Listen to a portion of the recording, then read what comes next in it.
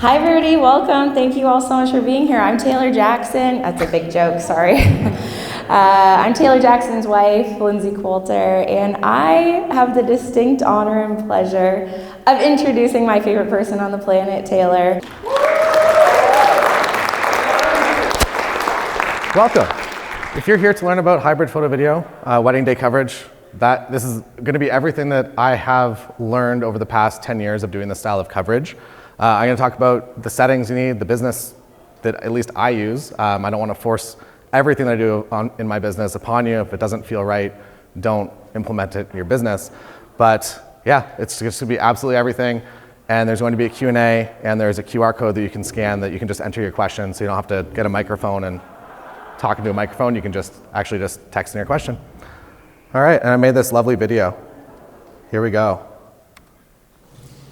Hello, and welcome to my presentation here at WPPI 2024. I guess I already did that part. Over the next hour, I'm going to go through everything that you need to know about doing both photography as well as video coverage on wedding days, at elopements, and just in your travels in general. I know it's a big topic to cover in an hour, so I'm going to leave the last half hour open for Q&A. So if while I'm talking, any of the questions pop into your brain, write them down in a notepad document maybe and keep them to the end, and I will do my best to answer everyone. Hi, this is Editing Taylor cutting in. If you do have any questions, put them in the comments below. I'm happy to get back to you. And also, there is currently a sale on my hybrid photo video course. So if you want a full start to finish guide, including editing, and you come with me and you're on top of my camera for a destination wedding, as well as a lot of other bonuses, at the time of making this voiceover, there are 30 bundles currently still left available, and there might be less now. But get it in on one of them before they're gone. It's also 100% money back guarantee. So if you get it, it's not for you. Just send me an email, let me know, and I'll send your money back. So no risk. Get the full course if you are interested in doing hybrid photo video coverage. I really like weddings because you get to create something that's immediately valuable for someone for the rest of their lives. It's going to be passed down generation to generation. And I think that's really cool. It is also, I would say, creatively, it's a bit of a game that you get to go out and you get to be your own boss and you get to create the style of work that you want within the bounds of what your clients and your couples are expecting. But you really have full reign and you get to do kind of whatever you want to do. And you also get paid pretty well also, so that's nice. The background that you see on all the slides, I'm going to talk a little bit about, this talk is sponsored by Tamron, but the Tamron 35-150 is a lens that I've been using for like 2 years. And in terms of like ceremony coverage, in terms of just all day coverage, it's incredible because it just does everything. It's a little bit heavy, so I will also use primes, usually towards the end of the night or maybe for getting ready coverage, just to have a little bit of a smaller kit. But that lens has really unlocked my ability to create both photography and video on wedding days a lot easier. I also like to create YouTube videos. I've been doing it for a while now. I started my YouTube account in 2008, so it's been a minute. They started as comedy videos and then slowly became, comedy photography, I think was my niche. And then it slowly became about weddings and then the behind the scenes wedding days. If you do want to essentially second shoot with myself, or I'll go out and follow my friends or my wife Lindsay and do a behind the scenes wedding day for them. And I feel like that's a pretty valuable thing, that if you're getting into the industry and you're just unfamiliar with what the flow of a wedding looks like and you just want to unlock a little bit of that, the uncertainty and go out and just be able to do a great wedding on your first wedding day. That's a good place to start. I have like 75 weddings up there at this point.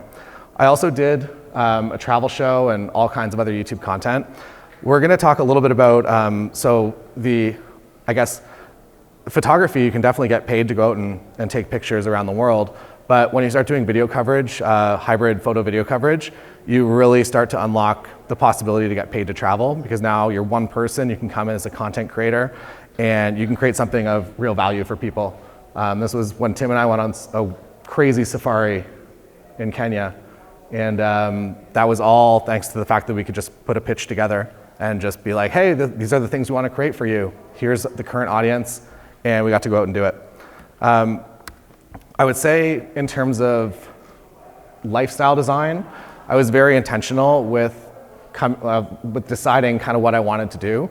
I knew wedding photography and doing wedding video was something that was going to be able to unlock the time freedom, at least kind of Monday to Friday through the week. And we're going to talk about two companies that will help speed your editing, whether it is photography or you're just sitting here and you're like, I like video, I want to do video, but I don't want to edit the video. I have a solution for that is you just send them footage and then it's just done. And it's better than how I could edit as well, which is great because I've been doing editing for like 10 years and they are way better than me.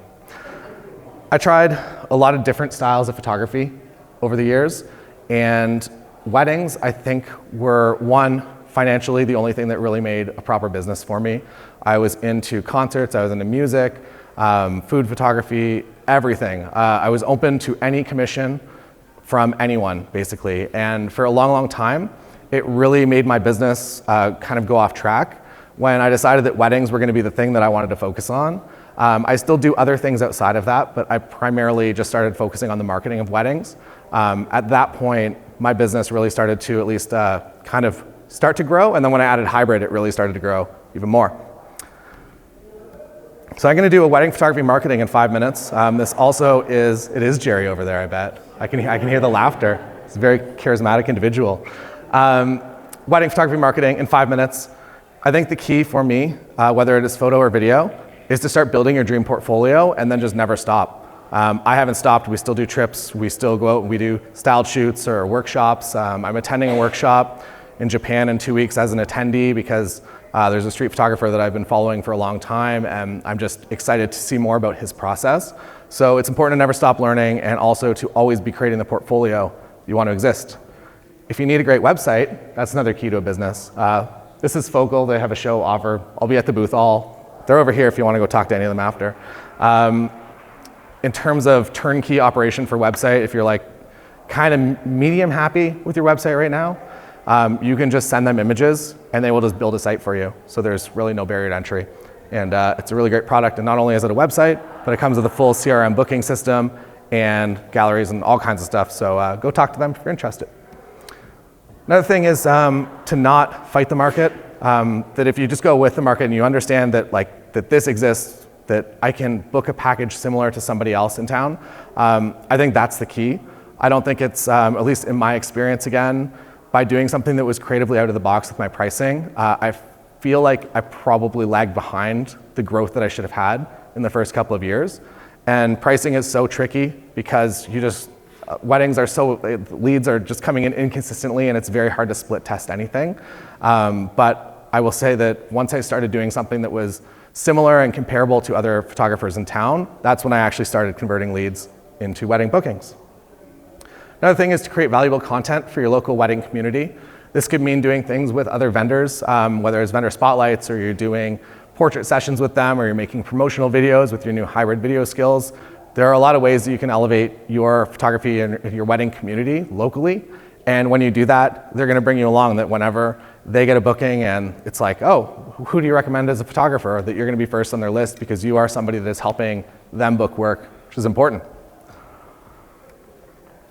Then overall, I think it's important to be the person that couples want to hang out with. I think overall that was, I kind of feel like I'm the additional wedding party member most of the time. So I'm at the wedding and hopefully within maybe 2-3 hours, I feel like I'm just kind of part of the day, I'm part of the friends group. And at that point, that's when you start unlocking really, really good photography and video. Another thing is slow paid ads as well. Just short little, I don't know, like maybe $5 a day. Creating something of value that you can promote out there in the world that's hopefully going to deliver value to your target audience, which is probably people that had just got engaged. So if you're creating some sort of wedding planning guide in your local city or the top 5 venues, something like that is a good lead magnet to do that slow drip campaign on and send that out into the world. And over time, you'll start to attract a lot of leads.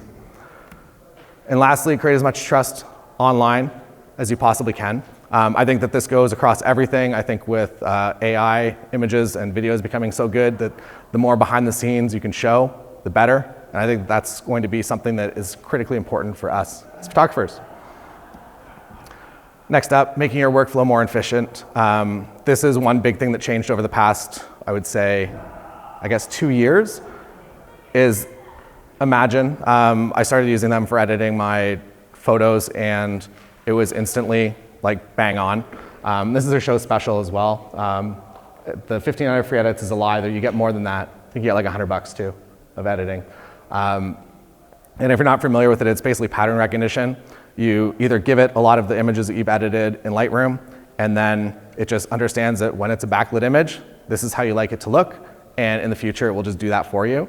And within like 2 or 3 weddings, you're probably gonna be up to the par that you would have edited that wedding to be. And in terms of consistency and just putting your photos out there and getting galleries delivered on time, it's incredible.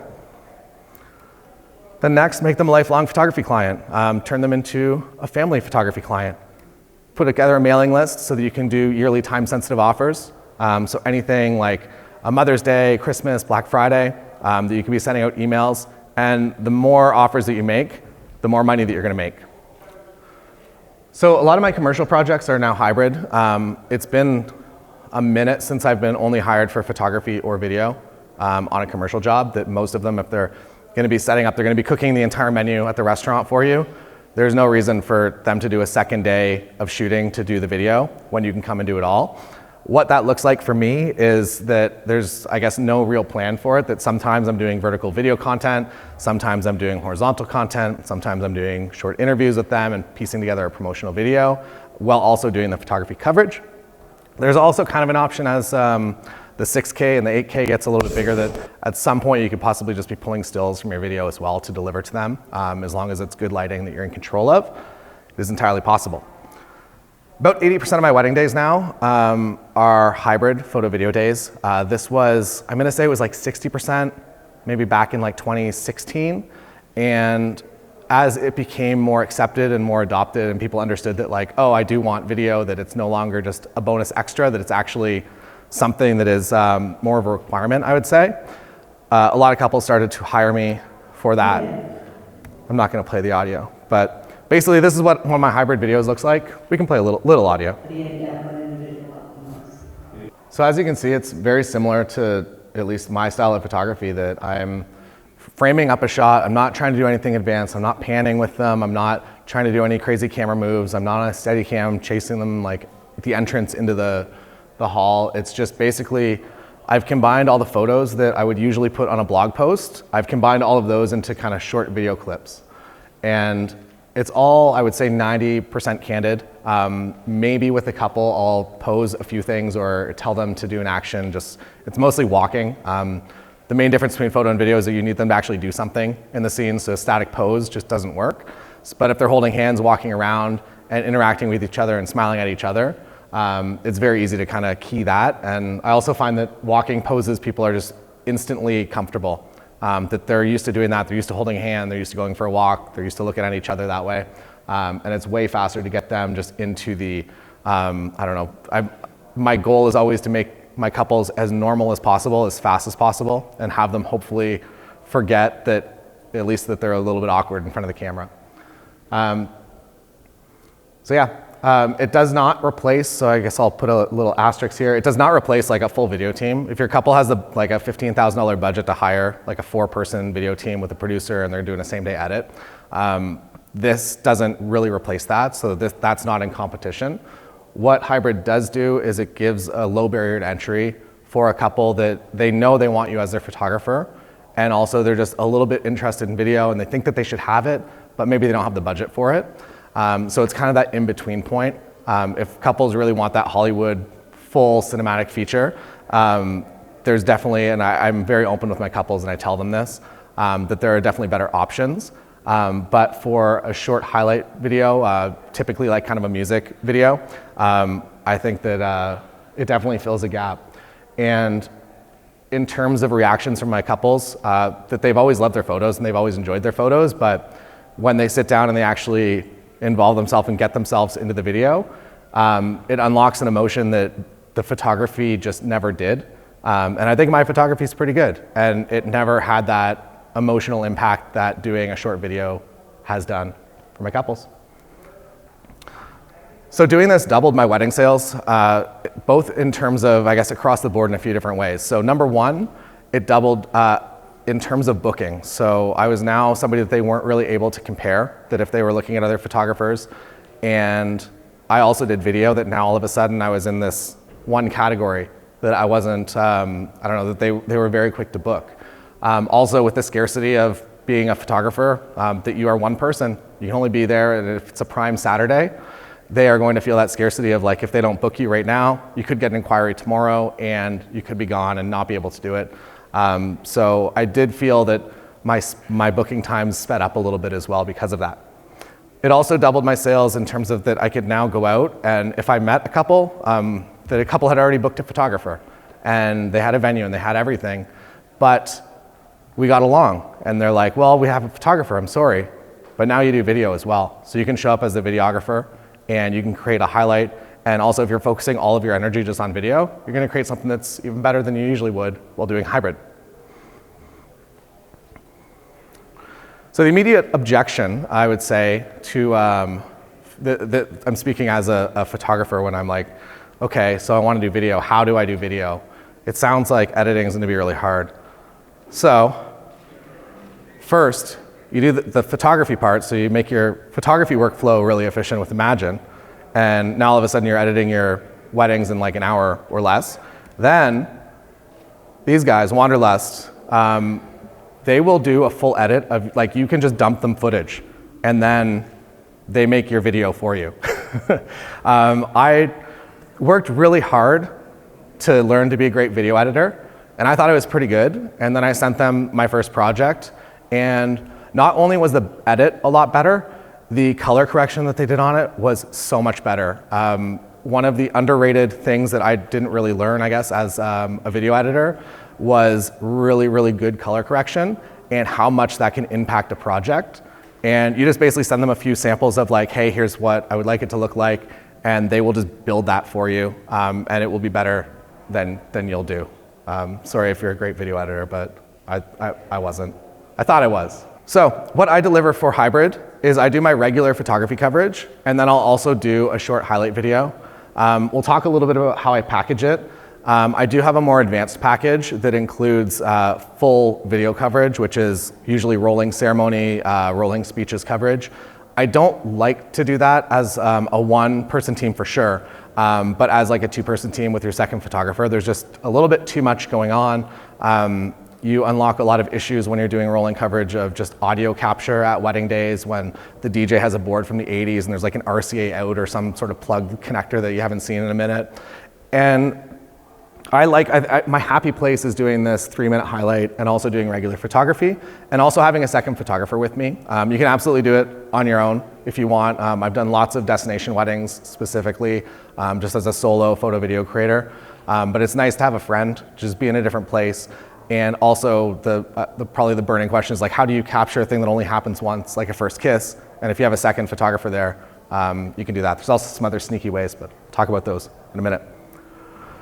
Other options that are becoming increasingly more popular is if you are rolling vertical video coverage. So maybe you're not gonna offer a full 3-minute highlight, that you're gonna start out and you're gonna give them that like 90-second Instagram reel cut in vertical mode. And that can absolutely be something that will be in demand by couples. And you can also offer like any sort of package of all of these options, that if you go out, you enjoy creating the video, but you realize that, oh yeah, doing vertical content was helpful, both for me as my own marketing purposes, but also something that the couple liked as well. When I do the full wedding day, or the full everything coverage, it's speeches and a longer edit, so usually a 5-minute highlight photo or a highlight film.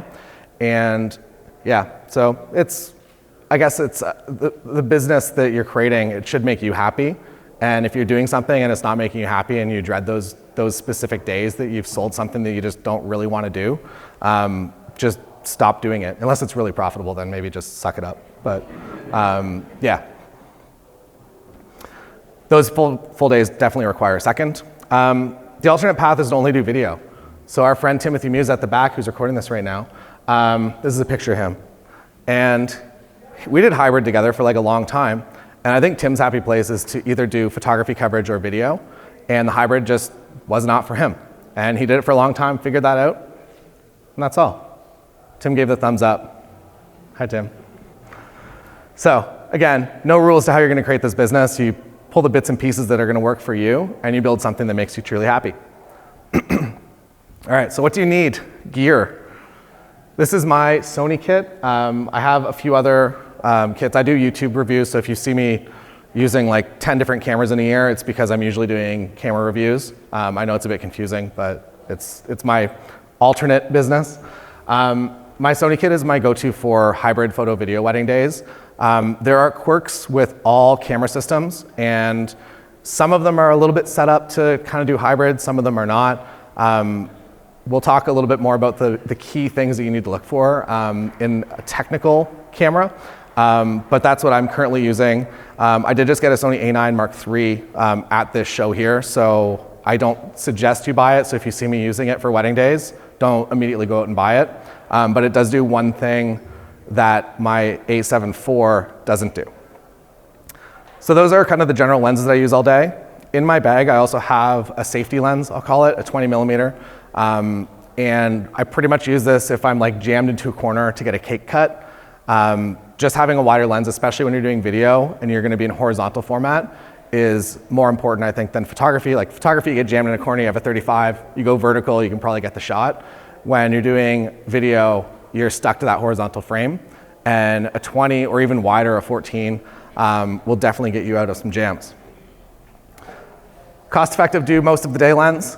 If you like zooms, 28-75. The G2 is wonderful. It's like you could just do the entire day on that, even into low light. High ISO capabilities of camera is so good these days. And also a steal at that price. The real MVP is the one that I talked about before though. 35 to 150. It just makes life so much easier on wedding days. It also comes from Nikon now as well. So Sony, Nikon shooters, rejoice. Canon, I hope that it gets to you soon. I really do. There's been rumors, they're like nonstop rumors, but I have no idea if they're real or not. Yeah, so pretty much every single ceremony I will shoot with this lens, and also any sort of coverage that I just am maybe out in weird elements. So like shoots in Iceland that you get random rain and weird weather.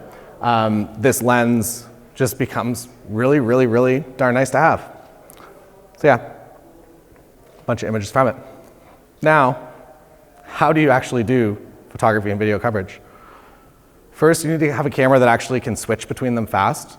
I feel like most current gen is pretty good. There's no cameras that are being released right now that have an incredibly slow buffer, so whatever you have, you can probably get started with. The struggle for me is that the camera buffer, so when you're taking 10, 20, 30 raw photos, sometimes you start to see that countdown in the top where it's trying to write to the card, and when it's trying to write to the card, you are usually, I would say in all cameras maybe, I'm gonna say absolutely, you're not allowed to start recording a video clip while the photos are writing to the card. And that's a big problem because if a couple's walking down the aisle, you're taking a bunch of photos, you flipped to video mode, and you're not able to record yet, that is a big problem. So you can use two cameras if you want. I personally am pretty much on one camera all day. Doing both photo and video, I like to just have a full mental picture of kind of where my camera settings are at, and I'm a little bit more in control of that. You could also, I've seen people, again, you pick what's right or wrong for your business. I've seen people run like a second camera that's their dedicated video camera for the day. So they're not switching on one camera, they're just on a hold fast system, and one is their photography camera, they put it down, they pull up their video camera to get the same shots. So fast memory cards sometimes matter. I would say get the fastest you can, but at some cameras, the buffer of the actual, like the write speed will be the issue and the bottleneck and not actually the cards. So if you're looking at those really, really expensive like Sony Tough cards, like the CF Express A's, it may or may not solve your problem. So just experiment, and if you get in a camera shop and just try it out. And I try to do a buffer test with all of the cameras that I review on the channel as well. Sometimes shooting smaller file sizes for your actual, like in your camera helps. So if you're in a more compressed format, there's less data being written to the card, so usually the write speed is a little bit faster. And that's something that I've kind of just Frankenstein my camera to eventually kind of become as efficient as it possibly can. My process is photo first, but there is, so if you are working with a camera that just like doesn't switch between photo and video fast enough, specifically I was on the Nikon D750 for a long time, and the buffer of that camera just wasn't fast enough to keep up. So I would actually do my video coverage first. So couples walking down the aisle towards me, I would record videos first, and then I would flip to photography. because the video file is a smaller file size overall, and basically by the time you hit stop recording, that is already on the card, and you can just switch to photo mode and take as many pictures as you want. My video style is very photojournalistic. I am basically just doing my candid photography coverage all day and building that into a video. I mentioned before that the way that I do things, I'm not doing any complex camera movements, that I see a scene that's a photo basically, and hopefully there's some sort of movement going on in that scene, and I frame it up and I just sit there for a few seconds. Again, what's right for me might not work for you, so if any of this sounds crazy, you can find your own path, that there's lots of different ways to do it. The most stressful time, so if you're working in beautiful lit venues and you're working at the perfect time of day, no problems usually, everything is great. When it does get complex and it's very, very nice to have a second shooter is in a case like this, where everybody's like stuck in the shade here and then the aisle is being blasted with hot sun.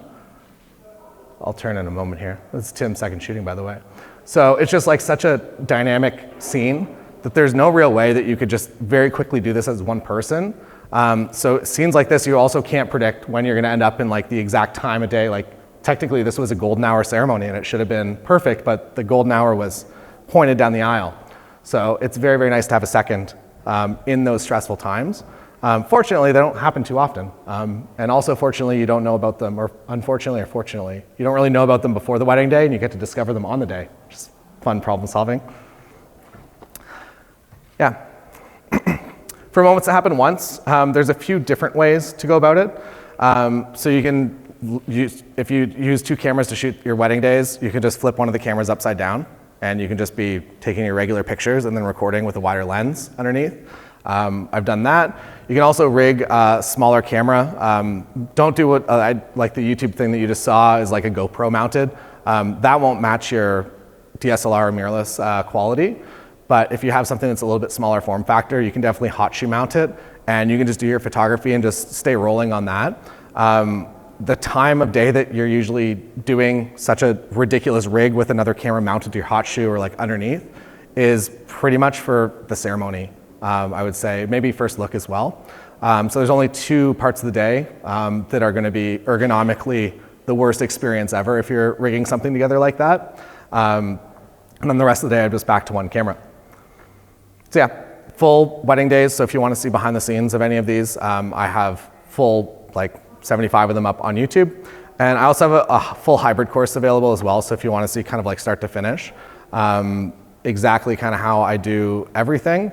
And don't forget, you can get one of the bundles and it comes with a lot of bonuses. So get one before they're gone, or you can just sign up to the entire members website as well and get access to everything for just a little bit more. Next, we are going to talk about settings. Settings are, I guess, a little bit more brand specific, but there are some things that carry over. I shoot everything in slow motion, so 60p. You should have this option in your camera somewhere. What this means is that you're capturing 60 frames per second in video. So if you've ever watched back video footage, it's like felt really weird almost, like you're too there in the scene. It's probably filmed at a higher frame rate, and that sounds bad, but I will take that 60p footage and I will bring it down to 24 frames per second. So everything will be in slow motion. So I'm basically capturing more frames than I need in order to make everything in slow motion and have the frames for it.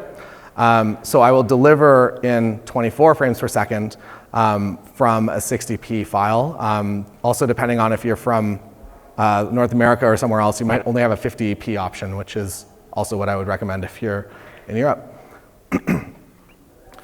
Another thing, so 4K, 1080. I shoot on the Sony a7 IV, and the issue with that is that if you're doing, if you want to do 4K and also do 60 frames a second in video, the struggle is that you get a crop factor in it. So you'll have a 35mm lens on your full frame camera, you're taking the pictures, and then you switch into video mode, and it'll give you a 1.5 times crop. So your frame that you had is just gone and you're way too close to everyone. If that is a camera that you're using, I've been shooting personally in 1080, sadly. Up the A9 III is what's kind of solved this. For me, I've been shooting in 1080 for the past bunch of years. I will upscale to deliver. There are a few kind of benefits, I think, that it definitely takes like that digital sharpness edge off, which might be a positive or a negative for you. I find that when doing video on people, that they don't need to see every individual pore. So I am okay with upscaling. It would add the equivalent kind of a mist filter, I would say. So don't also use a mist filter if you're also upscaling. It kind of does that effect for you.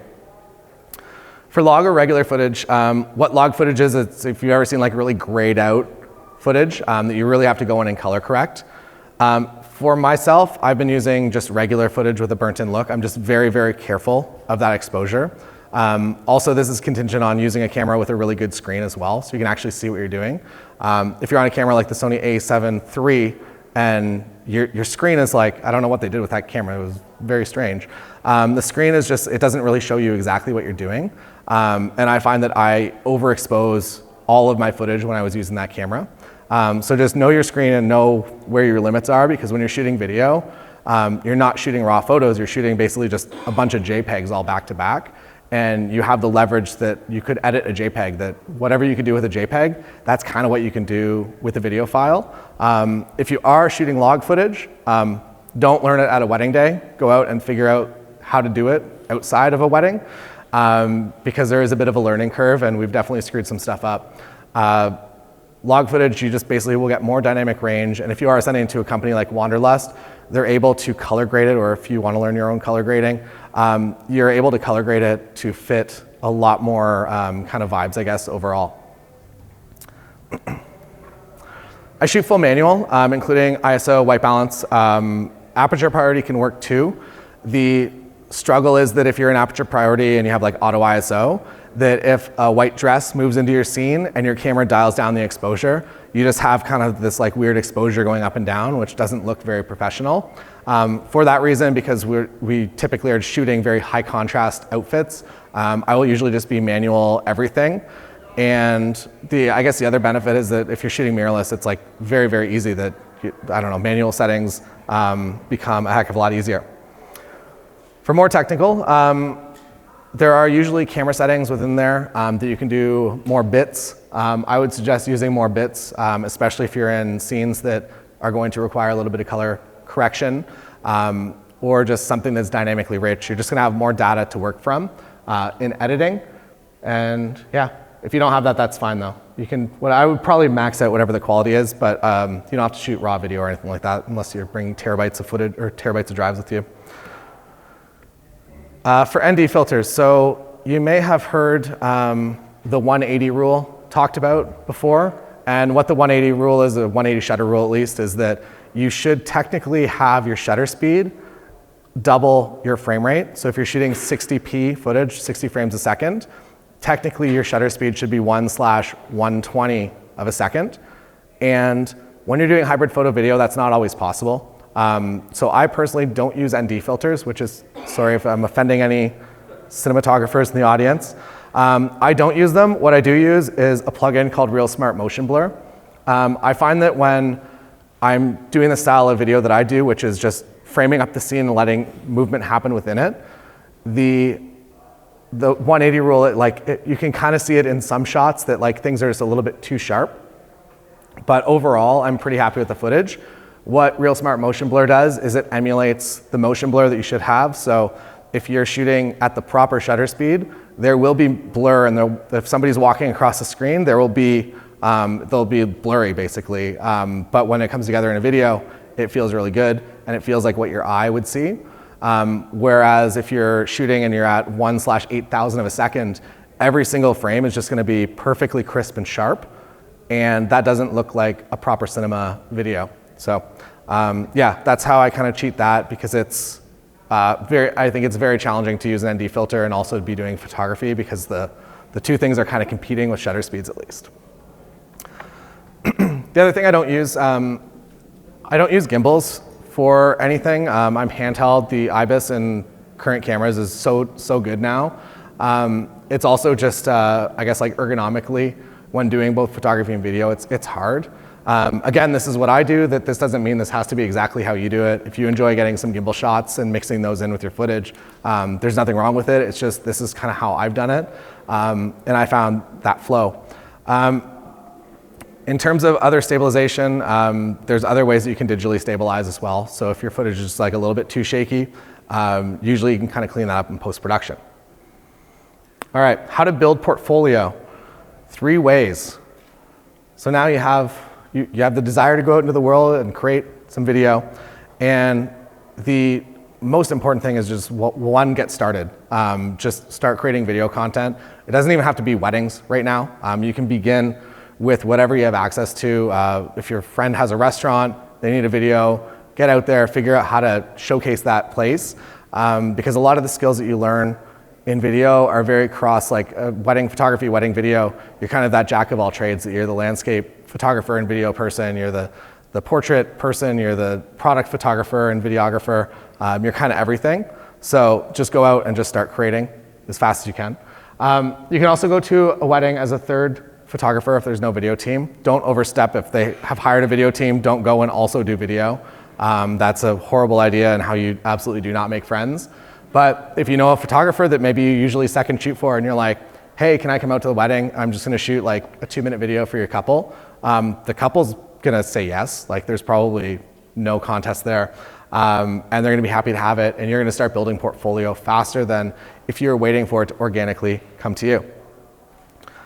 Next, you can set up styled shoots. Styled shoots for video I find to be a little bit challenging. I am not a director by any means. I like when things happen candidly and I'm able to document them. When I am in full control of a set and I'm trying to do video, it just doesn't look anything like the work that I do on wedding days. So I feel like I'm creating something that isn't representative of what I would actually be doing on a wedding day. That said, if you need some visuals, just some wedding dresses or suits in video content, that is absolutely an option. You can also shoot photography too. Number 3, at your own wedding, start slow. I think the goal is absolutely, somebody's hiring you for wedding photography, so do not sacrifice any of that in order to start also doing video. But I think that there is a way, and I'm not even sure how many weddings, maybe 300-400 wedding days that I've done doing hybrid photo video, there definitely is a way that you're just able to capture at least 1-minute clips or 1-minute edits throughout the day that does not distract from your photography coverage at all. Yeah, just be very careful with this one because don't make your couples mad. Once you're comfortable, you can offer it as an upsell. When you can also do this if you have next season, you have 20 weddings, you can offer this as an upsell to those couples if you have some sample content and you're also confident that you can deliver what your sample content looks like. We'll talk about pricing in a minute because there's a lot of different ways to do it. The song that you heard in the video, the wedding video that I played was from MusicBed. MusicBed is my absolute favorite for hybrid, or I guess like wedding videos. There's a lot of options out there. I use a lot of different services for YouTube, but when it comes to weddings, I think that they have absolutely the best music out there. And there's also playlists that you can just like go through and they'll have like 20 or 30 songs that just like really fit. When it comes to actually how I select the music, it's usually me doing it. Sometimes I can send some MP3s to couples if they're like, they really want that. But I find that I like to look at the footage, see what it looks like, and then add a song that kind of fits that feeling.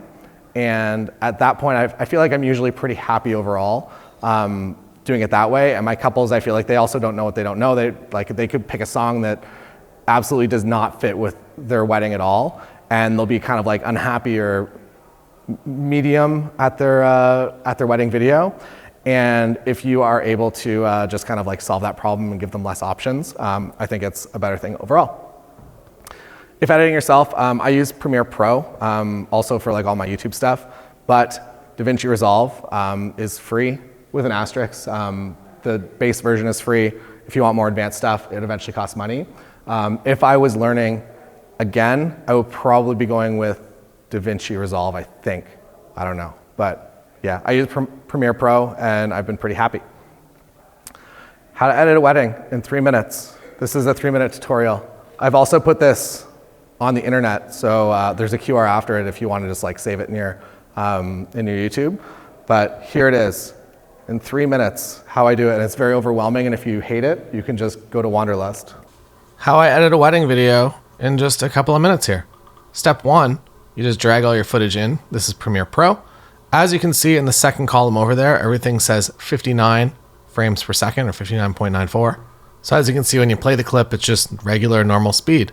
But you want all your footage to be in slow motion to make it a little bit easier for you to do both photo and video.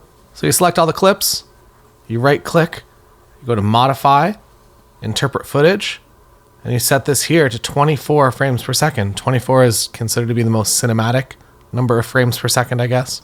And now everything's in that nice slow motion.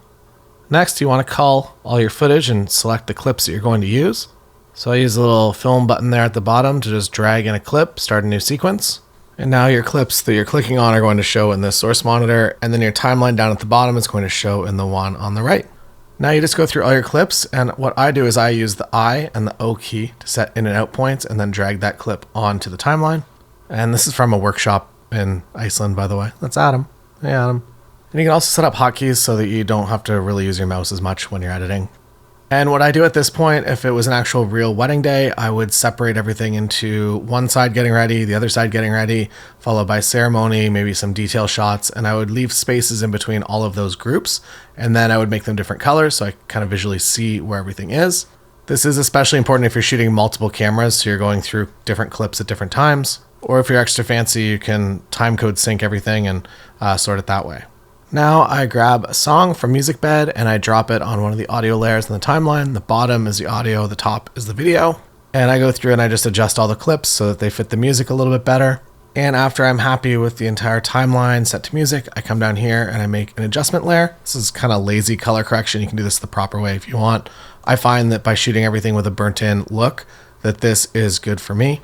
So this is the adjustment layer on top of my footage, and it's just a transparent layer right now. I'm going to go over here into effects, and I'm going to find this here color correction where I can add my LUT.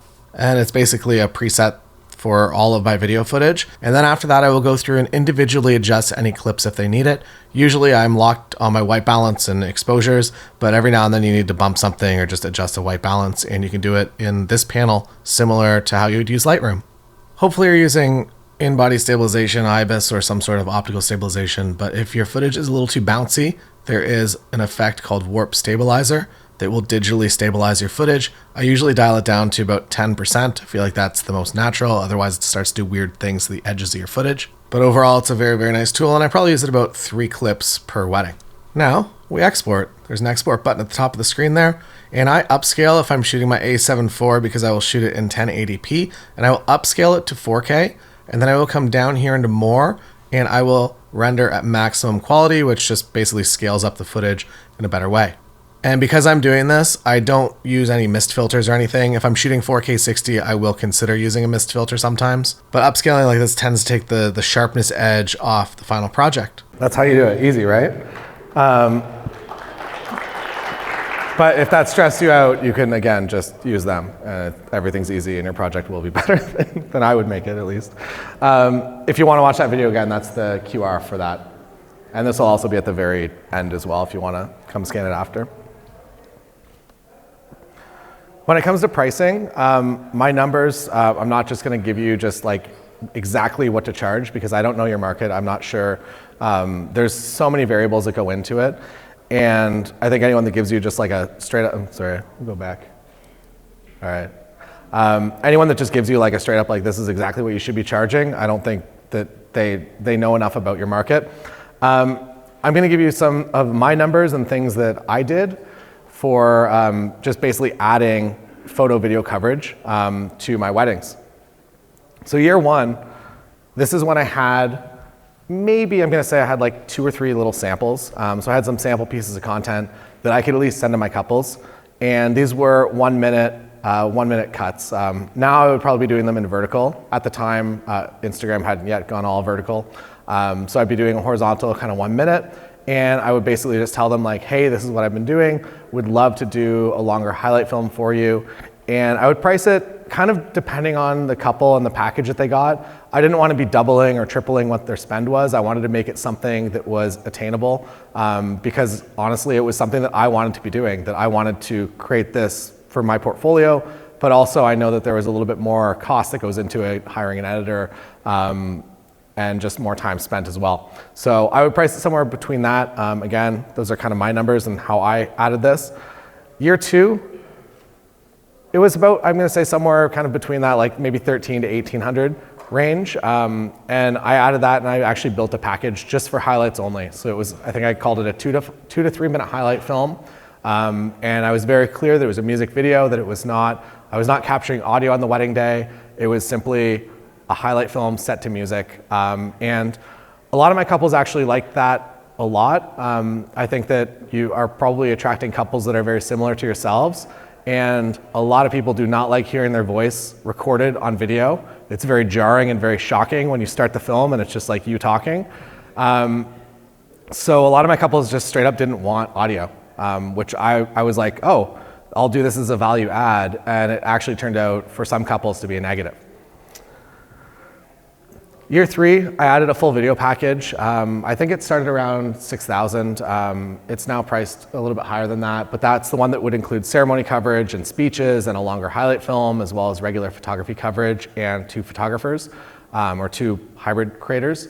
You can also add in, if you know someone that you really trust, or you know a few people that you really trust, you could also subcontract a cinematographer. My marketing, at least for doing hybrid, is that I am the one doing both. And I think that that's how, at least a lot of my couples, like that's what converts them, that I'm not just hiring this out to a random stranger that I found on Instagram, that I'm actually the one in control of both products. And I feel like they're a little bit happier with that overall. If you do have someone you trust that will like absolutely show up and shoot a great wedding for you, it is entirely possible that you subcontract, and in your package you could have 1 cinematographer and 2 photographers, or 2 cinematographers and 2 photographers, whatever you want it to be. From my personal experience and doing those full days, I felt like I made myself a manager. I was no longer the photographer or video creator. If we had a team of 4 people out there, or 5 people out there in some cases, I very much felt like I was just a manager, and I was just kind of walking around making sure everyone was doing their jobs, which is not what I like to do at all. So that did not jive with me, so I've dialed it back. And I will hire Tim or Jacob or some cinematographer to come if I really, really trust them. But otherwise, I'm not going to, because at the end of the day, there's going to be a huge piece of your product, and if you're not able to deliver, again, the samples that you're showing, you're not really going to make people happy. Then in year 4, I got into long-term pricing, and I really just kind of put my packages together. My packages on my Focal website, so taylorjacksonweddings.com, I've made, or I guess Lachlan pushed me into the decision to make my pricing fully public, which has helped speed up like the time from inquiry to booking and actually getting paid is like hours now sometimes, that people come through and they're the exact type of client that just like, they know what they want, like how do I just buy it right now? More goes into that. You have to create a website that really gets your couple's trust. But when you're that open and that up front, it just converts sales way, way faster. But you definitely probably do. My thought process with that was that I was always like, oh yeah, someone's gonna come in, they're gonna come in for my base package, and then they're gonna find more money, and they're eventually gonna be like a $10,000 client, even though they only had like $2,900 originally. And I don't think that I ever actually saw anyone ever do that in my business. But again, your mileage may differ. So yeah, my long-term pricing is up there, and it's always changing a little bit. And again, I'm modifying my business pretty much every year to be a business that is happy for myself. So what does that look like for your business? There's lots of different ways you can implement hybrid video. And my suggestions is to build out packages like this. This is more specific, I guess, just like weddings, is to have a full absolute like that Whopper package that is almost unattainable by most people. Maybe you book it once a year. And that is a package that exists to kind of set value for the rest of your packages. And then 2 is the one that I'm usually selling the most, which is photography and a hybrid video or a highlight video. And then 3 is photography only, which still does sell pretty often. And then I have kind of the entry level package 4 that's if somebody's having a smaller elopement or maybe like a 10-person wedding, that's usually the package they go with. I'm also very customizable. If a couple comes in and they're like, hey, we want these 5 things, can you make that for us? I'm happy to build them a custom package. The struggle, so now I feel like a lot of clients and couples understand it, but for a long, long, long time, no one really understood what hybrid was. So there was an educational portion of all my first meetings where I actually had to tell them like that I am the one doing both, that I'm switching between photo and video, and that's how I do it. And it was like, oh, yeah, that makes sense. And again, that like now that they know that you can do that, and if another photographer in town can't do that, they're like, why do I have to hire like 2 full teams now to do this thing that this one person can do?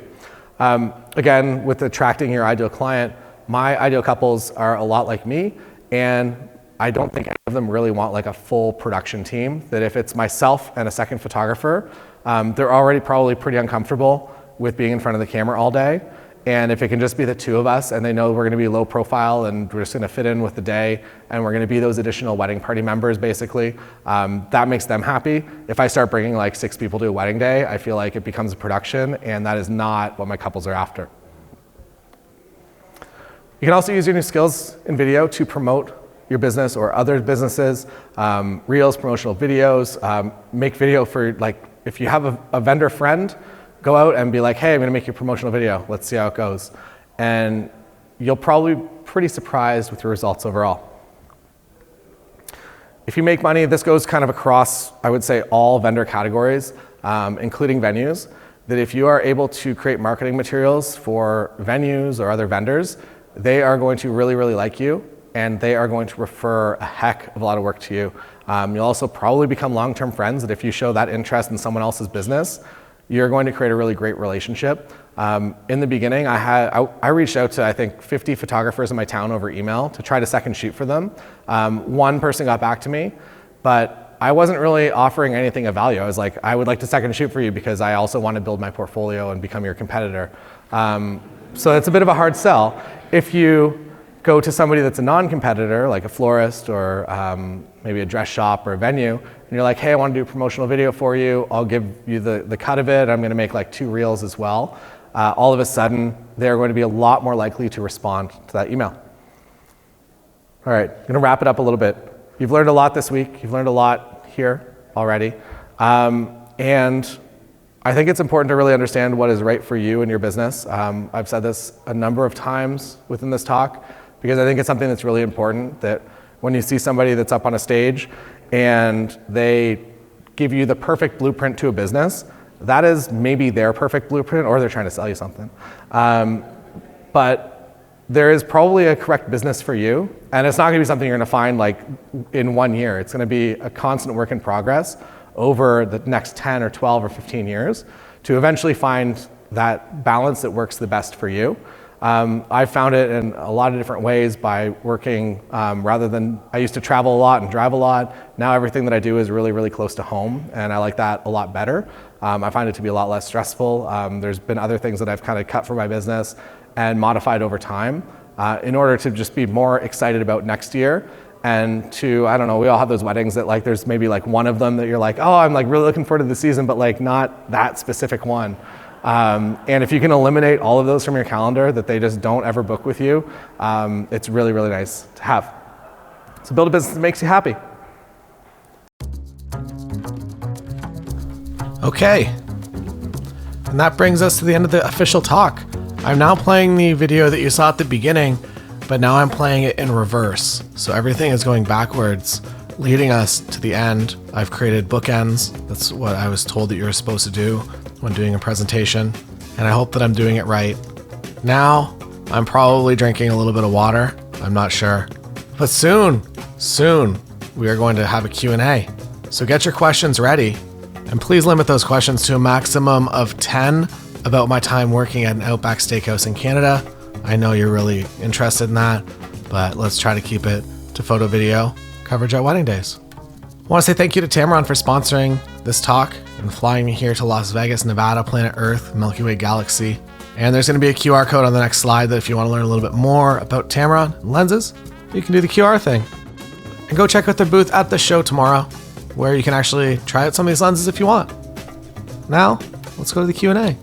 Ha ha ha! The Q&A is only for people that attended this talk. If you're interested in learning more about my entire hybrid photo video process from start to finish, head on over to the link in the description. You get access to my entire system, all the way from camera settings and setup, all of the way to a full editing demo in not 3 minutes like you saw in here, a full proper real-time one that you can actually learn from. And it comes with so many bonuses. So get in on one of the first 100 available. And there are only 30 left as of right now. Or if you want to get all of the content, you can sign up to the members website. There's a link for $180 off over on that same page.